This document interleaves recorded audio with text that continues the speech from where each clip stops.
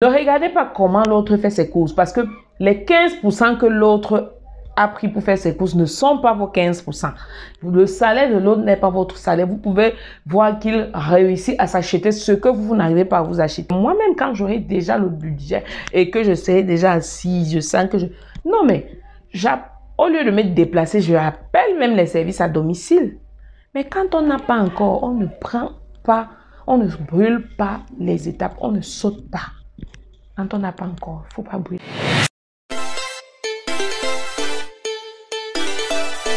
Coucou la famille, j'espère que vous allez bien. Bienvenue dans cette nouvelle vidéo où je partage avec vous quelques astuces pour pouvoir économiser. Un peu d'argent, bref, épargner. Je vous montre les astuces d'économie.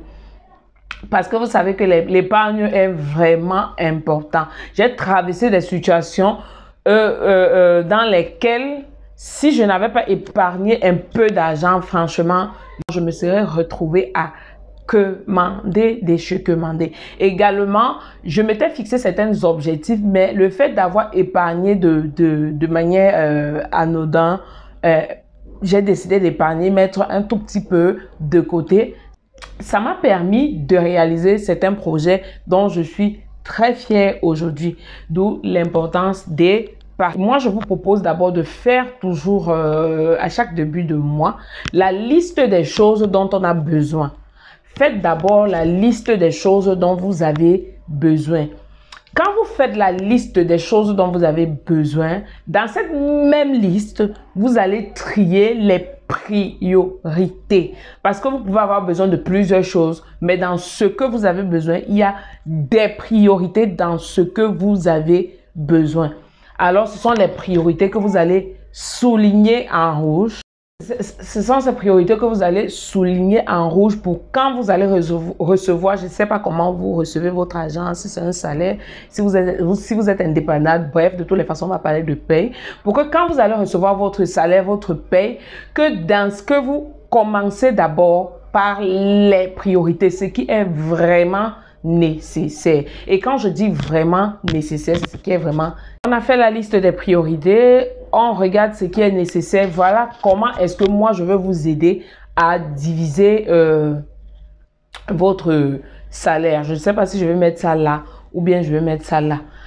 Voilà comment moi est-ce que je divise ce que je reçois. 5% pour les factures, 25% pour les courses, 15% pour les besoins, 25% à économiser. Important de repartir comme ça parce qu'il faut savoir se priver aujourd'hui pour sourire demain. Surtout si vous avez des projets à réaliser. Si vous sentez que votre salaire ne vous suffit pas, vraiment faites épargner de cette manière-là et ce que vous aurez épargné, vous allez compter en fin d'année, ça pourra vous aider peut-être à mettre une seconde activité à côté qui pourra arrondir encore plus vos fins du mois. C'est très important de se priver aujourd'hui pour pouvoir sourire demain. Quand nous nous sacrifions, ne regardons surtout pas la vie des autres. Il faut savoir que mon 25% n'est pas ton 25% parce qu'on n'a pas le même salaire. La personne peut épargner le même montant que vous. Quand j'ai dit par exemple 15% pour les courses, ne regardez pas comment l'autre fait ses courses parce que les 15% que l'autre a pris pour faire ses courses ne sont pas vos 15%. Le salaire de l'autre n'est pas votre salaire. Vous pouvez voir qu'il réussit à s'acheter ce que vous n'arrivez pas à vous acheter. Ne regardez pas ça parce que vous êtes en train de vous sacrifier. Ne comparez pas vos 15%, vos 25% ou vos 35% avec les 35% d'une autre personne parce que les salaires sont différents. Mes 15% de besoins peuvent me permettre peut-être de me prendre facilement un café. Or, toi, ça ne peut pas te permettre de prendre un café. Tous tes besoins englobent ça parce que ton salaire est petit. Donc, ne regarde pas mes 15%. Regarde tes 15% et visualise ce que tu comptes faire demain. Ça va t'aider à vraiment supporter la pression, ça va t'aider à mieux te sacrifier, ça va t'aider à te priver encore davantage parce que tu sais que tu te prives, parce que tu sais ce que tu veux atteindre. Si vous êtes accro, par exemple, je prends un exemple, si vous êtes accro à quelque chose, vous sentez que si vous n'achetez pas ça, vous n'êtes pas à l'aise, vous avez toujours besoin de ça. Moi, ce que je peux vous proposer, achetez ça ce mois et laissez 3 mois sans acheter. Les 3 mois là, vous allez facilement épargner. Les choses comme les vêtements, c'est vrai, les femmes aiment bien les vêtements. Moi, je vous conseille de regarder les friperies, les secondes mains. C'est vrai que tout le monde ne porte pas les secondes mains. Mais même si vous allez porter les imitations, portez les imitations. Le moment viendra où vous allez porter des originaux. Vraiment, privilégiez les dupes.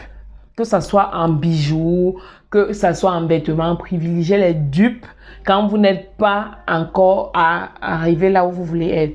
Ne mettez pas vos comptes en banque parce que vous allez aller vous acheter un beau sac de marque. Il y a des beaux sacs qui ne sont pas de marque, qui sont des no-name et qui coûtent tellement moins cher. Il y a de très bons vêtements. Si vous ne portez pas des vêtements de seconde main déjà utilisés, allez quand même fouiller les friperies. Vous allez trouver des vêtements avec des étiquettes, qui n'ont jamais été portés. Quand on n'a pas l'argent, on doit avoir le temps pour faire certaines choses. Parce que on ne peut pas ne pas avoir le temps et ne pas avoir l'argent, ça ne marche pas. Quand on n'a pas l'argent, on doit avoir le temps. Allez, même si la friperie vous prend toute une journée, mettez ça dans votre programme. Quand vous faites votre programme du mois, et vous ne pouvez pas passer toute une journée à fouiller plusieurs friperies et vous sortez là-bas sans trouver un vêtement au moins qui a encore les étiquettes que vous pouvez porter. Moi, par exemple, je ne suis pas celle qui va acheter les vêtements tous les mois parce que je sais que j'ai encore trop de choses à faire. Avant, je pouvais encore négliger l'épargne, mais maintenant, quand tu as déjà un enfant, tu réfléchis autrement. Tu peux dormir aujourd'hui et demain, tu te réveilles, tout change. Les enfants, ça ne prévient pas quand ça apporte les catastrophes. Donc, ça me pousse à réfléchir autrement. Aussi, limiter ses jours de course. Il faut vraiment noter ses jours de course. Parce que moi, je vais prendre mon exemple. Ici, je fais 50-50. 50% de courses au supermarché parce qu'il y a des trucs qui coûtent quasiment moins cher au supermarché qu'au marché. Et 50% des courses au marché. Mais il y a un piège souvent quand tu vas faire les courses, surtout au marché. Il y a des chaussures de fripe, les vêtements de fripe. Parfois, tu trouves les vêtements des enfants qu'on brade à vil prix. Et moi, je suis toujours tentée d'offrir un petit truc à ma fille. Pour éviter ça, parce que c'est vrai que maintenant, j'arrive à serrer un peu le cœur. C'est pas facile. Mais pour éviter ça, je limite mes jours de course. Si je pars au marché toutes les semaines, je serai tentée. Alors, je fais l'effort de faire les courses après 2 semaines ou quand je peux, je le fais une fois par mois. C'est pourquoi j'avais acheté un grand réfrigérateur. Je sais que je pouvais garder les courses de tout un mois à l'intérieur. C'est aussi une manière d'éviter de céder à la tentation. Mais c'est important de travailler ça pour que même quand on voit qu'on puisse résister. Mais pendant qu'on travaille, il faut mettre les astuces en place. Donc, c'est l'astuce que moi, j'ai mis en place pour éviter d'aller au marché tout le temps. Quand le salaire arrive et que je divise, je mets la partie des courses, des choses à manger, je fais l'effort de faire les courses pour un mois. Ça fait que s'il y a des petits trucs que je peux acheter ça, je peux ajouter ça là dans les boutiques du coin, mais c'est même difficile. Peut-être les trucs comme les œufs, oui, mais les courses, en gros, c'est difficile. Je fais la liste pour ne rien oublier. Je fais mes courses, ça suffit pour le mois. Ça m'évite de voir une petite babouche qu'on a bradée, achetée, soit pour ma fille, soit pour moi. Aussi, quand vous allez faire les courses et que vous rentrez, vous trouvez, quand vous allez faire les courses et que vous rentrez, vous trouvez, vous constatez que vous avez, parce que parfois ça arrive, vous avez trouvé que certaines choses étaient plus moins chères. Vous constatez que vous êtes rentré avec les pièces qui ne vont pas vous servir. Là, pour éviter de gaspiller ça, moi je vous conseille d'acheter les tirelires. Quand vous achetez les tirelires, vous mettez dedans. Mais je vous assure, une tirelire m'a sauvé une fois. J'ai payé une ordonnance avec l'argent que j'avais dans ma tirelire parce que je n'avais rien. J'étais obligée de casser la tirelire et je vous jure que la tirelire m'a sauvé. J'avais payé les factures. J'avais une ordonnance de l'enfant qui avait peut-être 3 médicaments. J'ai payé 2 médicaments, il restait seulement 1. Donc la tirelire m'avait aidé. C'est important d'avoir une tirelire ou alors une caisse traditionnelle comme on a chez nous ici. Je vais mettre les photos là. Je peux faire une vidéo si vous me le demandez en commentaire, comment conserver les aliments, surtout pour ceux qui ont trop le temps, parce que moi je peux pas une fois la semaine, quand je suis vraiment full occupée, je peux pas une fois la semaine, je mets dans les pots et je mets au réfrigérateur, j'enlève chaque jour pour faire les repas. Je sais déjà que j'enlève ça. Je suis libre de changer, même si j'avais dit que je mangeais le haricot demain et que je décide de manger une salade, je dis n'importe quoi. Je fais sortir ma salade tôt le matin parce que c'est congelé. Et donc, si vous voulez, je vais vous faire une vidéo. Ça va dépendre de comment vous allez accueillir cette vidéo-ci. Et pour ceux qui sont accros aux sorties à la boisson, moi, je vous conseille de ne pas avoir les cartes bancaires, de passer devant la caisse pour retirer l'argent. Parce que moi, je connais un frère qui est tellement accro, quand il a sa carte, il est capable de faire la fête. Il y a un système ici au Cameroun, je ne sais pas ailleurs, on te demande de signer en boîte quand tu as bu et que tu n'as pas l'argent pour payer. Lui, il va aller directement chouquer et il va venir continuer la fête. Même si ce n'était pas lui au départ qui a amené les gens en boîte. Alors que s'il passe à la caisse, qu'il n'a pas de carte pour chouquer dans un distributeur, ça ne sera pas facile parce que même quand tu signes, on ne te laisse pas faire un certain montant de dette. Donc, ça te fout un peu la pression. Tu vas te dire, ok, je n'ai pas d'argent comme tout le monde, tu vas rentrer. Ça ne va pas te pousser à aller chouquer pour venir continuer la fête. Donc, je pense que c'est une option. Quand tu demandes à ne pas avoir une carte à chouquer, tu vas t'aligner à la caisse. Et quand tu t'alignes à la caisse, ça t'évite de prendre de l'argent dans ton compte épargne. Si faites l'effort de cuisiner avec les éléments de base. Quand je dis les éléments de base, c'est quoi? Si vous voulez faire les crêpes, par exemple, parce que c'est déjà arrivé une fois que j'achète, il y a des crêpes préfaites là dans les magasins. Non, n'achetez pas. Achetez la farine, le sucre, le lait, tout. Vous allez voir que ça vous revient moins cher que quand vous allez acheter déjà. Ou si vous voulez faire des samoussas, par exemple, vous achetez la pâte déjà préfaite et tout. Non, achetez votre sucre, votre farine, bref, tous vos ingrédients et vous voyez que ça vous revient moins cher que la pâte préfaite parce que ça vous donne beaucoup plus de crêpes, beaucoup plus de samoussas. Également, quand vous voulez cuisiner, achetez les tomates fraîches au marché, faites vos sauces avec au lieu d'acheter les tomates en conserve. Donc, faites l'effort de cuisiner avec les éléments de base. Non seulement c'est bio, c'est bon pour la santé, et en plus, ça vous fait économiser. Mais quand on dit de céréales, ça ne signifie pas que... Parce que moi, je suis de ceux qui demandent d'inviter le luxe à sa vie. Je suis de ceux-là. Ça n'empêche que dans vos courses, si vous avez un petit reste, vous pouvez décider, par exemple, moi, je le fais souvent, d'aller prendre une glace avec ma fille ou alors d'un café avec ma fille. Mais il ne faut pas que ça touche dans mon épargne. Il faut que j'ai tout fait pour que ça reste dans l'argent que j'avais pour les courses et pour les besoins. Et ce sont les choses qui se font généralement quand le mois est en train de finir, quand tu vois que oui, j'ai bien géré, je suis une métasse. Alors le surplus là, tu peux aller te faire plaisir. Sortez par exemple, prenez votre bouteille d'eau. Évitez d'acheter l'eau en détail parce que à la maison, j'achète les bouteilles d'eau en pack. Ce qui fait que la bouteille me revient facilement quand je calcule à 200. Or, quand vous sortez sans votre bouteille d'eau, vous allez aller acheter la bouteille à 350. Vous voyez un peu la différence? Pour ceux qui sont en Europe, si j'achète la bouteille d'eau à peut-être 40 centimes, quand je vais sortir, ça sera 1 euro. Vous voyez un peu la différence, donc c'est mieux que je prenne ma bouteille d'eau et que je sorte avec. Il faut que si j'achète une bouteille d'eau, c'est parce que j'ai fini celle-là et que j'avais encore soif. Mais pas parce que j'ai eu la paresse de porter une bouteille d'eau pour sortir avec.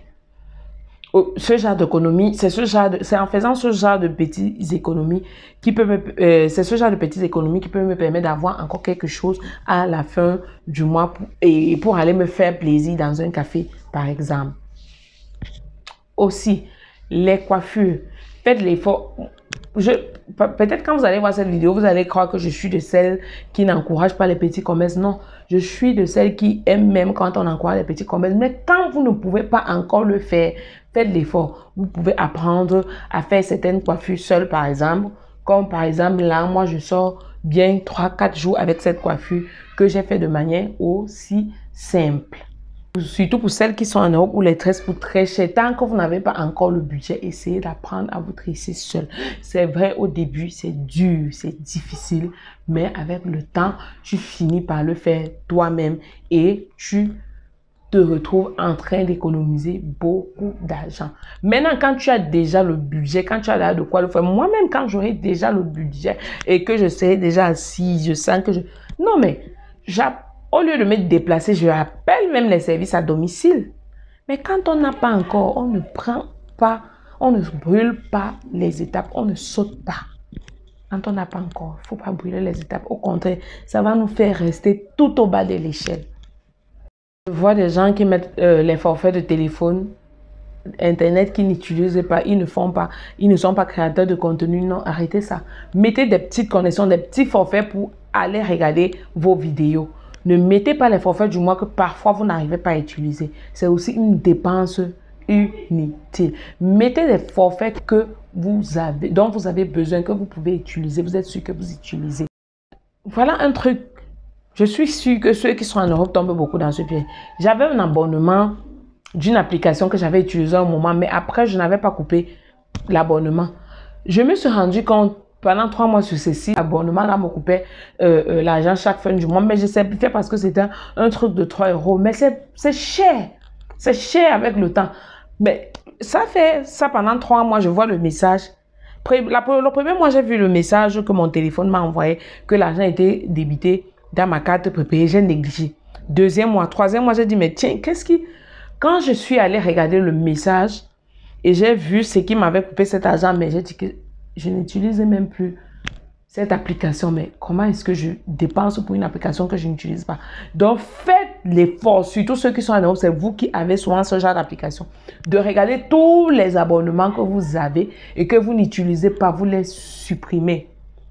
Vous les supprimez. Vous verrez que ça va vous faire un bon paquet d'économies. C'est important que je fasse cette vidéo pour aider certaines personnes à épargner parce que cette année, depuis décembre 2023, j'ai vraiment vu ce que l'épargne pouvait apporter en plus dans la vie. J'ai vu comment l'épargne peut aider. Et encore une fois de plus, je vous invite à avoir une deuxième source de revenus.